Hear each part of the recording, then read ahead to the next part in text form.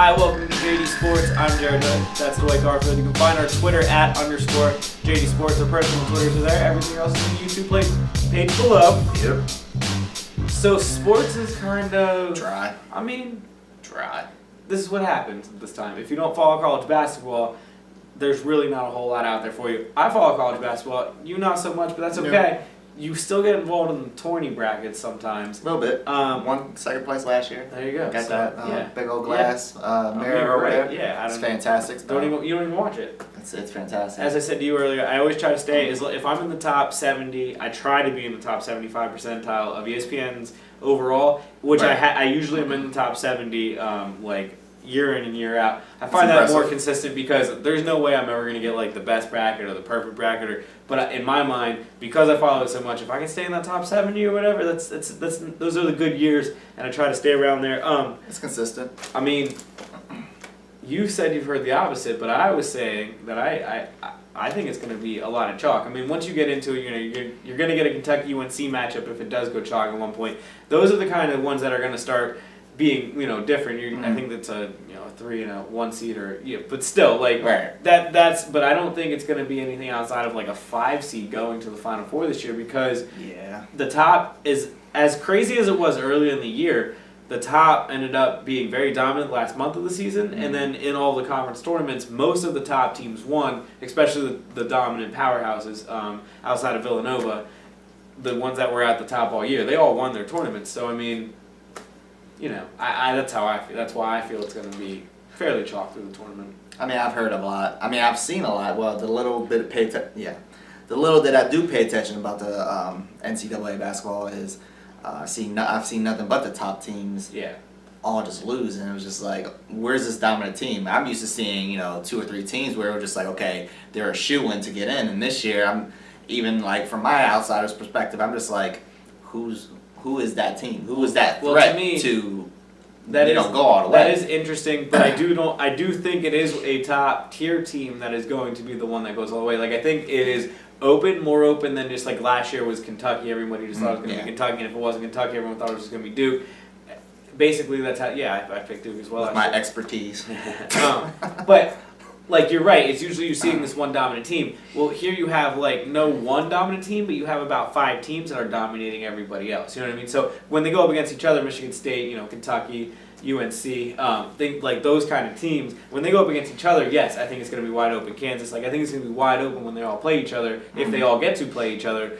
But I think those are the best. That tier is the best, and I don't see them. Most of those teams not making it far. Right now, do you think that it's better for the NCAA tournament to have a bunch of 4 or 5s that are real solid? We don't have the dominant ones. Yeah, but we got a bunch of 3, 4s, and 5s that are like really solid. Do you think that's better? Yeah, usually like Kentucky being as good as they were last year is really good, and if it's just one team like Kentucky, UNC, Duke, a top tier team like that, if it's a name like that, then it's usually good for college basketball. It's really good for college basketball because it was one team, there was so many upsets underneath them that made it really good for college basketball because people were able to follow it the whole way through. Here's the thing that I think is going to be more impressive though overall this year. The interest will be going deeper if you do have Duke, Michigan State, UNC, Kansas, Kentucky. If you you know what I mean, like the top teams, the top followed teams in the NCAA, if they are going the farthest, I think that you're going to have way more ratings on the back end than if you have like a Stony Brook playing another 7 seed. Like that's just not.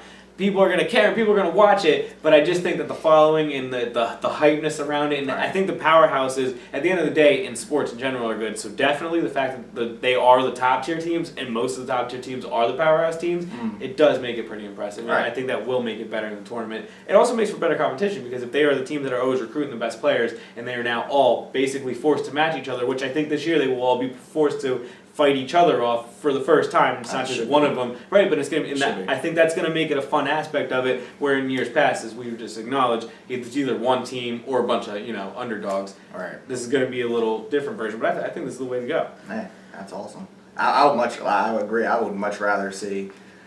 I don't know. I think it's good to have that 3 through 4, 5, 6 that are just completely solid. But I would agree with you, especially ratings wise. If you can get the top tier schools like the North Carolinas of Duke, those teams, the Kansas or Kentucky, to get farther into the the tournament itself, you're gonna obviously have more viewership on that back end, and you're gonna get a lot more casual viewers. That would like attract somebody like me. Yeah. If you get Duke versus I don't know, But you're gonna whoever, right. I would be more intrigued to that as a non-NCAA fan, just because it's Duke. Let's see what they're going to do. Let's see if they're going to get to the Final Four. Let's see if they're going to get to the finals. That's more intriguing to us casual NCAA fans. And I mean, I was just naming those top teams because those are the most followed teams. But Oregon and Cal, like those kind of teams, and I think it's Oregon and Cal. Those two teams, they were. Those teams are going to be not maybe as good as the Michigan States, but like in the UNCs and the Dukes and all them. But like I think they can compete with them, and they're going to be in the mix with them, and they're all in the all those ones in the top 5 seeds. Those are the ones going to be moving forward. So it's not just those powerhouses, but because of those powerhouses, because of how so many of those powerhouses in, it's going to draw the ratings longer. It's going to make the push, and the competition is just going to be better. Absolutely, sounds good. Moving on to the NFL. You got some NFL news? Well, this is crazy in March. this is like like in 7th grade, okay, when the girl has 2 boys vying for her attention. You know, she was the side piece, but then she was the starter, and then she became the side piece again, watched some championships happen, but she was kind of part of the team. Told that she was going to be the starter the year after, and then she picked the Houston Texans, Brock Osweiler. Like, that's how that basically happened, yes? Am I wrong? No, you're not wrong. Okay. I just love the For analogy. a couple more $1 million, he picked the Houston Texans. Oh now, my. the quarterback, I will give him one thing, and I love Elway, and this is nothing, not a knock on him. The quarterback coaching in Houston is better than what it is in Denver. Bill O'Brien is he's very good with quarterbacks. Right. He's proven that the whole way through his whole career, from the first time he worked with Brady through Penn State, through his time at the Texans. His time at the Texans has been incredible. If you look at their Brandon Whedon won 2 games from last year. They made the playoffs. Brian Hoyer was their quarterback. But he makes quarterbacks better. It's just that's true. That's proven. Brock Osweiler made a good decision for him. I think himself personally, if he wants to get himself that way and financially. But if he wants to win a Super Bowl, it's kind of funny. Denver would have been the way to go. I think it's absolutely hilarious. I think it's absolutely hilarious that it's kind of just backfired on Denver. Like, Brock just literally just turned around and was like, okay, you're going to bench me for this old guy? Which, I mean, time out. First of all, the fact that you may have felt that way, you're going to bench me for this old guy? And then, number 1 is Peyton fucking Manning. Thank you. Number 1. Thank number 2, you. they won and you Really? got a ring. Thank you. Number and 2, you did contribute to that. And you're mad. And you're mad. It's not like you weren't playing, so it was like... Right, so you felt some type of way. So. And they even played into the game of when the Texans offered a little more money, they offered a little more money. When the Texans offered a little more money, they offered a little more money a second time. Like, they played the game. They played the game to try to appease him to, hey, you know what? Okay, we understand. You were upset. Let's bring you in. Why are you upset? I agree with you. You got a ring. You know why? Because Houston offered a lot more money. I just said about how it's 7th grade petty stuff. Because they're egos. They're egos. They're egos. As you said, the best chance. If Brock, okay, I can't even say that because we don't know what Brock is going to be moving forward. I think he's going to be good. He's under Bill O'Brien. We said the same thing about Matt Flynn, and even Matt Flynn came out and said this is kind of ridiculous. Yeah, but he wasn't under Bill O'Brien. No, the money is ridiculous. The money is ridiculous. Right, but Bill O'Brien was licking his chops looking at him. I mean, some people were saying that maybe Brock felt like he would be too much in the shadow of Peyton. My perspective would have been, no, you have an opportunity to not overshadow him, but to do the same thing and show that, no, you do belong. Go out there with the same team. You got that great defense that's coming back. You got the running back that, what the hell's his name? Anderson? Yeah, C.J. Anderson. So you got C.J. Anderson, who was offered a deal with Miami, but now Denver's matching it. So in theory, everything's going to be back into place. Go back to that, see what you can do with it, because that team is built to go back with the championship, because their biggest question mark was the quarterback situation with Peyton in particular, and how would you do in clutch situations. Now you can prove yourself, but you can lean on that defense that Peyton did and potentially make some noise. Now you're going to Houston that's, I was going to say it, yeah. You're going to Houston that's a fucking organization and has proven absolutely nothing.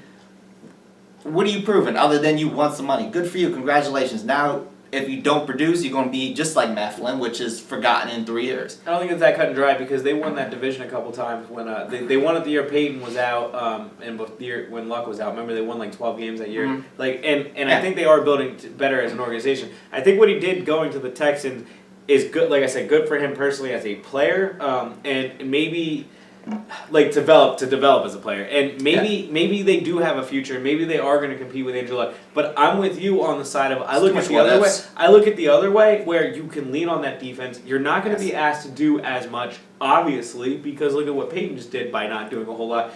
The best example is Aaron Rodgers stepping in for Brett Favre.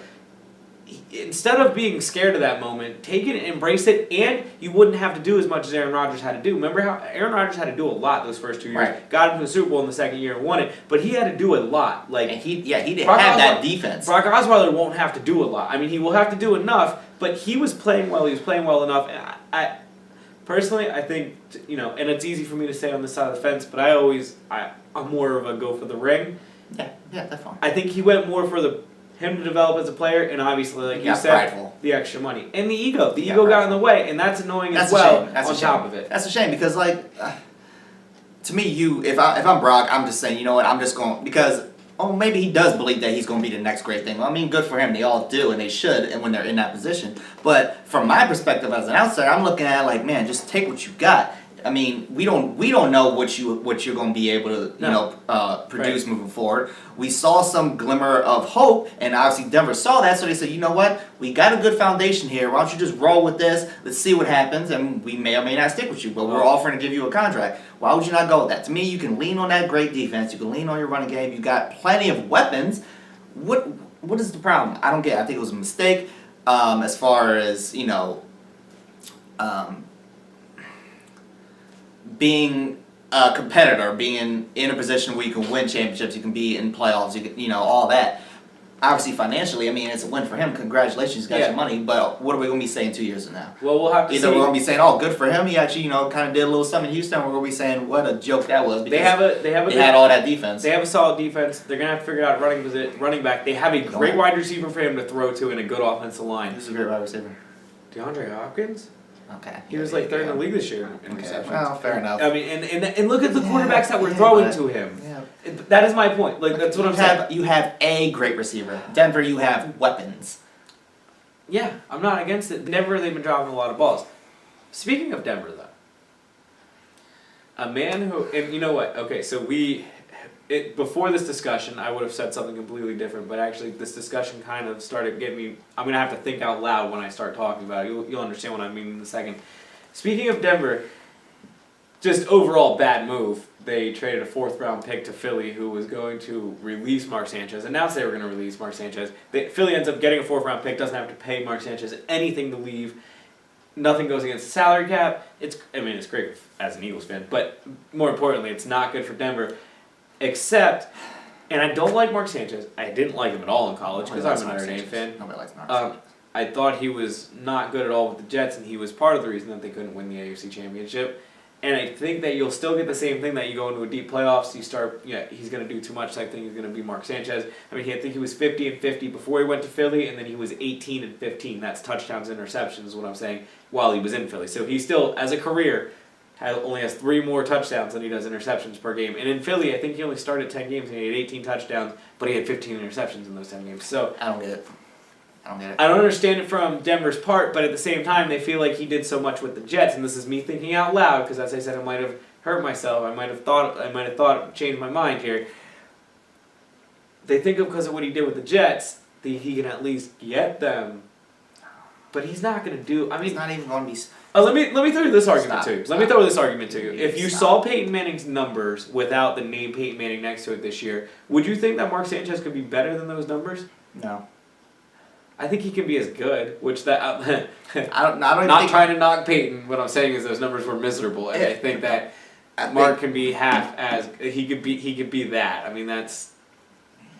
I don't know. It's Mark Sanchez we're talking about. I agree. 2, I think Mr. Elway, good old Johnny boy, just got a little desperate. He lost his Hall of Fame quarterback he just won Super Bowl with. He lost his future that they were kind of banking on, and now he's in desperation mode. But to me, I'm not saying Mark is the option. How desperate do you get that you offer a 4th-round draft pick for Mark Who was going to be cut? The Sanchize. Who was going to be cut? The Sanchize. Who was going to be cut? He was going to be cut. You offered the Philadelphia Eagles, who just stole a draft pick from you. Why?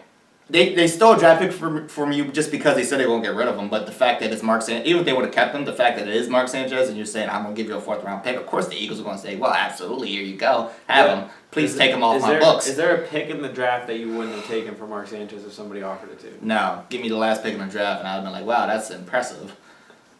It doesn't make any sense. And to me, John got him strictly for a backup role. He's not going to compete for a starting job, no matter who they get. And that's that was my next phase, was that he brought him in because in case of if they don't get somebody here in free agency, or they're going to have to draft somebody, so Mark Sanchez is going to at least, if they draft somebody, then he'll compete for the job. I don't know if he'll win it. He'll start like 2 games and then he'll say, screw it. The next thing I was going to say is, and this is going to be pre-draft, we're going to have to figure this out, or they're going to have to figure it out. Kaepernick, RG3, who else is available? Fitzpatrick. Okay, right. I mean, to me, that's the only one that makes sense. He's like Mark Sanchez 2.0. He's just a little better. No, I'd say he's a lot better than he had a Mark really Sanchez. good season He had a decent offense around him. And Denver will be a perfect. Right. It would be. I agree. No, he's better than Mark Sanchez. I'm not going to say Denver's that. just a better version of the Jets. They have a great defense. They have plenty of weapons, even more weapons than the Jets have. So Fitzpatrick has to stay within himself. Why not? Why not? But that's Sanchez's issue as well. So do you take that risk with Colin Kaepernick that we don't know what's going to happen with him? Sanchez RG3, would at least compete. I'm not saying he would win it, but does he not at least compete for the job then? And he's going to compete if you bring in Fitzpatrick. And I think if you he's going to try. I think if you bring in RG3, he'll still compete, but RG3 has a way better chance. Oh man, I agree. No, I agree. It's too much ugly. But Colin Kaepernick wants to play for the Browns. How low do you have to get to say that? If I would have told you 3 months ago, there's a quarterback that took a team to a Super Bowl who had a productive year, not last year, but just like 2 years ago, and had a couple productive years before that, showed some glimpses, some flashes. He has a name around the league, and he willingly came out and said he wanted to play for the Cleveland Browns. You would have called me crazy, right? Yeah, I called you stupid. Yeah. Well, Colin Kaepernick. Oh, I guess he's stupid. Well, no, you know what it is with Colin Kaepernick? He's desperate and he's fallen off so much that he if the feels Broncos like he have doesn't interest in you, if the Broncos have interest in you, you go right away, right? You go. You take the league minimum if they offer it. Yeah, absolutely. But what about the Browns, though? I mean, if he says he well, wants the Browns are going to have to. When do the Browns ever get something that's marketable, that's willing to come to you to sell jerseys and put asses in seats? Never. Not never. Colin Kaepernick. Please. Exactly. So they would have to be willing to pay him whatever he wants at that rate, if you're asking me. But I'm still stuck on Denver's perspective. Why would you put so much into the unknown of an RG3 or a Kaepernick when you got something that's a hell of a lot more stable? He's not great, but he's a hell of a lot more stable in Fitzpatrick. Why would you not just go with the traditional quarterback in that sense and go with something that's kind of similar to a Brock Osweiler, talent-wise? They're both pocket passers that they could put up similar numbers. I think Fitzpatrick had a much better season last year. I don't think RG3's Why not just go with that? I don't think RG3's career will ever be alive again. So me personally, I wouldn't try to sign him. That's a different conversation for a different day. Yeah. I think if it was between Kaepernick and Fitzpatrick, I honestly take Kaepernick because you have Sanchez as your backup, and I don't think that Fitzpatrick is that much better than. If you don't have Sanchez, then I think Fitzpatrick is the safer route. You have Sanchez, who you know what he's going to do for you. No, you know what he's going to do. You know what he's going to do. You have listen. You know what? I would rather. You know what Fitzpatrick's going to do. You'll know what Kaepernick's going to do. Yeah, right now. And that's my point. Fitzpatrick's not going to do all that much better than Sanchez. He's going to do well, but so you want 2 mediocre quarterbacks competing for your potential Super Bowl you want 2 mediocre quarterback? I mean, what's the reason that all three of these? The reason that RG3, Kaepernick, and Fitzpatrick are all free agents because were never more than mediocre throughout their career. Well, yeah. Fitzpatrick just had a good year. Right. Kaepernick's best year has been better, and his ceiling is higher. So I think that's what I'm trying to say. Is I would go with the ceiling of Kaepernick over knowing that Fitzpatrick is never getting above here. What he just did is probably his best. At least Kaepernick, you know you have a shot. I think RG3 will never even get to that point again. That's why I say that. No, Sanchez is here. Fitzpatrick's here. I just think the ceiling for Kaepernick's here. Yo, you're absolutely right. But the problem is that Denver's built to win right now. I agree. And I'm not even a Kaepernick fan, so we're all saying this. The reason I think all three of them are, as I said, free agents, because they're all at the end of the day probably nothing better than most likely mediocre, especially in the upcoming year. Yeah, well, definitely. It's going to be interesting. I'm really curious who's Denver's going to have as their starting quarterback this year because they, like we said, they are built to compete and Brock said Open tryouts, I'll go. buy number 7. There's open tryouts, I'll try. Brock just called him a 7. 5.5. See you, Kyrie. 5.5, 6 if he's. Oh, that's bad. I mean, you say you want to try out? Yeah, I'll go I try. mean, what was that Cam Newton commercial with the kid? Yeah, Just warming up. I'm your mom's favorite player. Your mom's favorite player. That's the best commercial ever. So speaking of the NFL, Oh, in the shield, in the logo, no. talking about the league, I'm going to the top here. Wow. Everyone's favorite, Roger Goodell. They're talking about taking the off the field discipline away from him. Good. What a concept. I'm 100% okay with that. Glad we both agree here. Then, there's no argument for me. I'll tell you what, we were talking about that kind of early in the year where we were saying he makes too much. Roger Goodell's been in too many situations in recent history where he is put in a position where he just automatically just gets it wrong. It doesn't matter what he does, he's going to be wrong just because of how they view things and how they look at it, look at incidents by case basis. And regardless of what he does, like I said, he's going to be judged. And to me, it's just a recipe for disaster. Listen, I think there's already committee under him helping him with these things, making the bad decisions. So I'm thinking if we can take it out of the NFL's hands completely and not appoint just one person. Like, I don't think the issue is Roger Goodell. I think the issue is the NFL as a whole. My point is, let's get like an arbitrator, a judge, and somebody from I want one person. outside, a mediator. And I'm cool with one person. I just don't want to be an NFL person. No. Let's get a lawyer Yeah. from a new. I don't care. Let's not hired by the NFL, who is hired by some outside investigation team or whatever. To like, and I know it has to go through the NFL in some way, shape, or form. But like, Right. if they have their hands in it, they seem to always mess it up. Right. And like I said, Roger Goodell, he gets paid the most money to take that slap in the face that you just gave him, and that's Right. fine. But I think there's people under him that are making these decisions that are going to make the decision of the next one, and it's just not going to be any. You know what I mean? Like, let's not keep the cycle going. If they have an opportunity to break it, let's break it. You've done absolutely nothing but get it wrong. Right. From the get. It doesn't matter what the incident is. You compare, this extreme to this minor extreme, and you give them the same results. 4-game suspensions for something that's extreme, something that's kind of relatively not. Right. And it's like, well, what the hell is that? And then people are just pissed off. And everybody turns to Roger Goodell because he's the head dude in charge. Yeah. He's the HNIC. Yeah. Seriously. Like, so what? It's time, and he said he's open to the idea of, stepping back a bit, as he should be, because his reputation can be any more damaged. And, it's crazy because the owner's always going to back him. We've been saying, and I've been saying, he needs to just walk away right now. Like, he just needs to step down. Like, it's too ugly with him right now. But they're not going to get rid of him, the owners, because they're making too much money. Yeah. My argument is, it doesn't matter who the hell's in that spot right No. now. The NFL's just going to flourish. It I agree. doesn't matter who the hell's in charge. I agree. He's just a figurehead. He's Yeah. like the president. He's getting paid.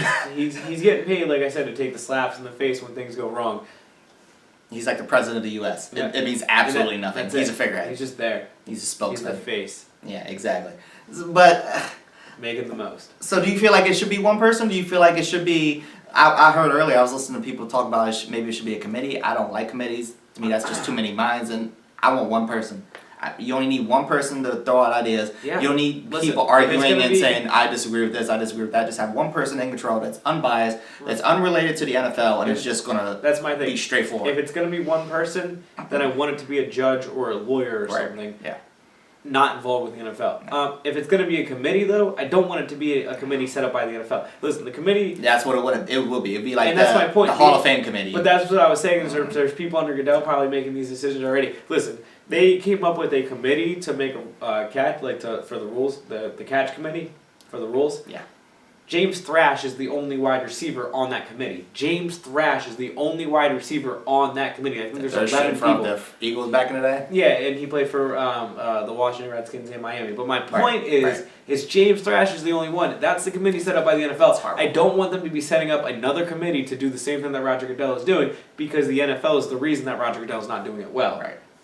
I'm glad you actually brought up the whole wide receiver thing with the catch, because to me that's, I want to see Roger focus more so on fixing something as simple as what the hell is a catch. I don't need you to be worrying about what these dudes are doing off the field. Get somebody else to handle that. That's not your spot, dude. Unless you saying get out the league, then that's your spot. That's cool. Yeah. I'm cool with that. Bring him in the office if you're going to kick him out. If it's that bad, yes, then cool. I'm cool with that. But these minor suspensions, these little things, I don't care what the case 3-game is. suspension shouldn't have to do anything with him. No, dude. Worry about what the hell's a catch. Tell me what that is before you worry about this dumb shit. Honestly, before you worry about who's smoking weed. I don't care. I'm not even against his helmet to helmet. Like if he brings people in talking to them about helmet to helmet and stuff like that, I'm not even against him putting some time into that and helping out with, because that's football related and that is part of it and that's good. He needs to be involved with that. To at this point. Like that's what he's overlooking. Yeah. Right. He's too focused on his off the field shit. That's the story. That's been the story for like the past 2 years, dude. But if Ray Rice is never on video, this would never be where it is right now. You're absolutely right. And if Roger would have got it right the first time, this would never be. Yeah, it'd all be Hail Roger Goodell. Absolutely. So we're just saying. So somebody that involved with the NBA, or is he involved with the NBA? I know he bothers you because you can't tell this yet. Drake? God. He was whispering Drake conversation? Well, he was whispering sweet nothings to He Chicago Bulls. It's cute. Yeah, calls my man. I forget who it was, but it was inbound play, and he caused. It ended up being a 5-second violation. He was yelling in the dude's ear that was inbounding. Was he singing "Take Care"? He was saying it's too late. It's too late. If you're listening to me, it's too late. And it was because it was a 5-second violation. It ended up being Toronto's ball. That's horrible. Drake. Why is this a story? I don't understand. I mean, I don't get it. You were getting a little fired up earlier just about him in general, so I thought it would be like what? I'm more fired up the fact that the media is talking about like it's a big deal. And well, first of all, why? I mean, and I get it because people were talking about the lady that was yelling at LeBron. Right. First of all, she was like 2 or 3 rows back behind the announcers. Yes. She wasn't in. Like Drake was like as close as you and I are. She wouldn't have said it if Drake was as close. If she was as close as you and I, or as Drake was. To LeBron? No, she wouldn't have said. And that's right. I'm gonna give Drake a little bit of credit for at least standing up and saying something. Yes, absolutely. He's gonna be real about it. But he also feels like he has that platform to do that, right? And no one's gonna really, mess with him about it. To me, it's a little ridiculous, but I can't say that I wouldn't do the same thing if it was the Lakers and it was the same situation. I can't say I wouldn't do that. I'll be fair and say that. Fair enough. But at the same time, I'm just tired of hearing about Drake in sports, especially at the NBA. I am tired. Why is Drake in every conversation about the NBA? Why is it the NBA All-Star game and my man standing up with his little Kobe Bryant tribute jacket and he's clapping when LeBron and Kobe are squaring up 1-on-1 and it was a fun moment and who's in that snapshot? Drake standing up clapping with his jacket. As you said, sports and music are so synonymous. They want to be them and we want to be us. What is the hype with Drake right now? They want to be us. What is the hype with Drake right now? He's a really good musician. He's overblown right now. I'm not saying he's overrated. Let me stand. No, I think his last couple projects, his last couple projects as a rap artist has not been great. But I mean, as a musician, as a hip hop artist, and it's what the people are listening to, then great. He has. I don't think he's overrated. I think he's got some hip hops. He's got some great rap songs in there, but not a lot. And I listen to him more for the rap portion of them. So. Well, I agree. I mean, but that's because that's just the way it goes. Everyone's on that wave. I don't get it. Why is he being talked about so much? Why is he so much invested into the NBA? Is he a part owner now of the NBA? No, of like the actual whole league? He's working for Toronto in some way, shape, or form. So why why is Toronto allowing as an ambassador of some kind? But would any other ambassador sit that close to the and yell in somebody's ear? I don't know, but I try to think of it the flip way. He's just weird. You and I. It's just weird. And he got lucky that, like the Lakers took him over, the Sixers took me, like, you know what I mean? Like I look at it this way, like he just grew up a really big sports fan and now he's getting to be involved with the sports team. Good for him. I understand what you're saying because it's like I'm not. I don't. No. You're not hating on him. No. I agree with you. And I can't you're say interested in the dynamics of why it is such a big deal or why. I understand that. Yes. You're not. No. I get that. There's people do that to Dan Leventhal all the time. They call him a hater of this guy. He's like, no, I don't hate the guy. I just want to know why you care about what he's doing. Yeah, it's mainly about why you care about what he's doing and what others are also doing. And why you care why he's doing it. You know what I mean? But and people are saying that maybe Drake distracted the dude. I don't think he distracted him. Maybe somebody just didn't get open. I don't know. I didn't see it. It's the same thing because it's the same thing as Gronk. People look at it as harmless, right? Like we had the conversation about why can Gronk get away with what he's doing. Because it looks as harmless. Oh, it's just buddy. Drake. Oh, it's no big deal. It's just Drake. Could Kanye do that though? Could Jay-Z do that? let's go back to Kanye. Could Kanye Jay-Z West wouldn't do that. I was just going to say. Well, Jay-Z's a little bit more beloved, a lot more beloved than Kanye is. Could Kanye West be on the sideline of any team and talk in somebody's ear? He would get clowned. Something fierce. First of all, because he'd probably be sitting next to Kim and they would clown her. Second of all, because he's Kanye West and everybody just hates him naturally. So I don't hate Kanye West. I don't necessarily hate him. I think he's a little bit of a fuck, but I mean, I think he's gotten better. He's still a little bit out there. I think he's crazy as shit, but he's gotten better in my opinion. I can't disagree with what you're saying, but I still, I just don't get the it. movement of Kanye and the waves. Fair enough. I honestly, to get back to Drake, I'm just impressed that he kind of settled in with the team. Yeah. He's not traveling from city to city, wearing jersey to jersey, going courtside to only- courtside. I'm kind of very impressed with that. He was kind of only settled doing the that hell in down. college and then No, he did that in the NBA too, Did he? bro. Yes, he did. He was in in the Staples Center, and He was Toronto was not playing, and he was wearing. He's done this multiple times. And it wasn't just LA. I just can't think of the other team. All right, but I'm a Sixers fan, but I would have no problem going to see like LeBron versus the Wizards, right? I like LeBron. I would have no problem going to see the Lakers play the Wizards. Like I like Kobe. Like Right. I don't want to knock the guy for going to these games. I don't want to like he wants to see some great. Yeah, that's but pretty. it's kind of but If I had the can money- can you just wait until they come into Toronto though? But No, I'm cool with. I am cool with. He was probably. I'm not saying he doesn't have to. Like I'm cool with. Like if you want to go to the Staples Center, good. That's cool. I have nothing against that. You're saying don't be like a Kentucky fan and a UNC fan. Yes. Okay. I'm saying don't play both sides like you blatantly do. Well, I mean, I can't It's just- defend that because they would know I'm Philly through and through before I got there. So Fair enough. I mean, I but don't know what to tell him. They ain't got a football team or a college basketball team, so he's confused. he doesn't know what to do. I just need him to not be in my television anymore with these. He NBA likes games. the Toronto Argos. That's his football team.